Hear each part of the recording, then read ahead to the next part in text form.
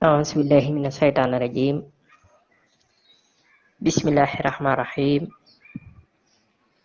وصلى الله على سيدنا مولانا محمد خاتم النبيين وإمام المرسلين.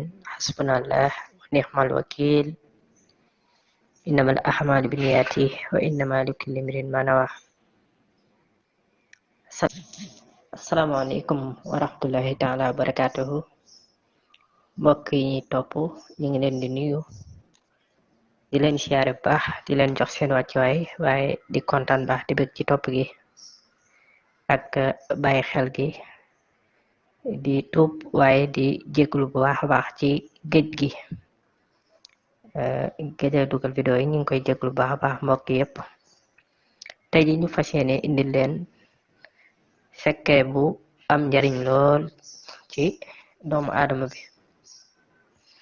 yow mi nga xam ne danga ragal ni wala danga njort ne ab liggéey mi ngi ci yow nga bëgg liggéey boobu denc ci yow ba set wicc mel ni sax liggéey bi boo ko defee ba pare leere ni ab liggéey a ngi ci yow soo pare dangay gis sa yaram boo koy jëfandikoo ba pare dangay gis sa yaram ni muy oyofee mu nekk lu am solo lu wér lool. képp koo xam daal def nga ko incha allahu rabbi mboolem liggéey bu nekkoon ci yow dana deñ ba set wicc.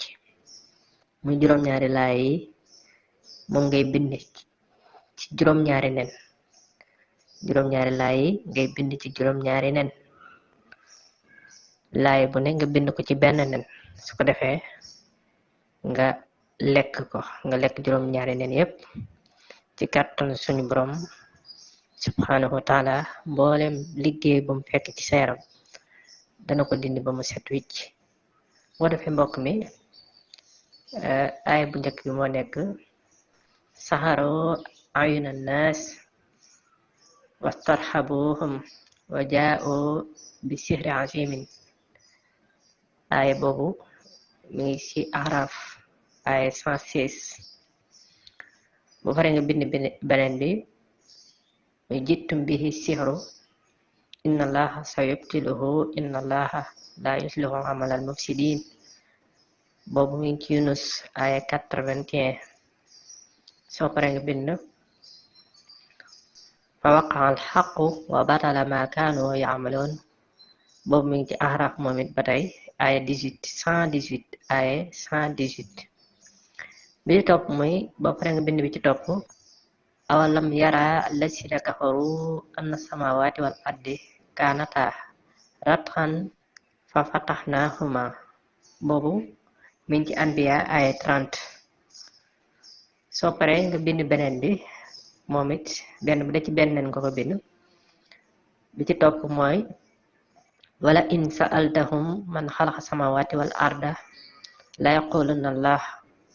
boobu mu ngi ci Zumar aya 38. soo pare nga bind beneen bi muy fa kasafna anka xitaaka fa basharuka al yawma hadid aya 22 ci suratul Xaaf. soo pare nga bind bi ci topp wa yansurka allahu nasran xasiisan aya 3 ci suratul Fatxi. noonu nga koy toppante ba mu jeex. benn bu ne ni mu toppante noonu nga koy toppante. bi ñu njëkk moom ngay njëkk bind toppante teg ca ba ca topp ba juróom-ñaari laay yi mat. su ko defee nag nen yooyu nga lekk leen. soo ko lekkee ci kàttanu suñu borom subhanahu wa taala lépp loo xam ne fekk nag ci sa yaram ci liggéey ak yàq-yàq dana ko dindi ba mu set wicc.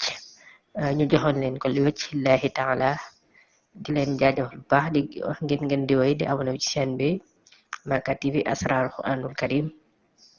di wax ni am nañ fi ay téere lasraar jaara bayra wësëg.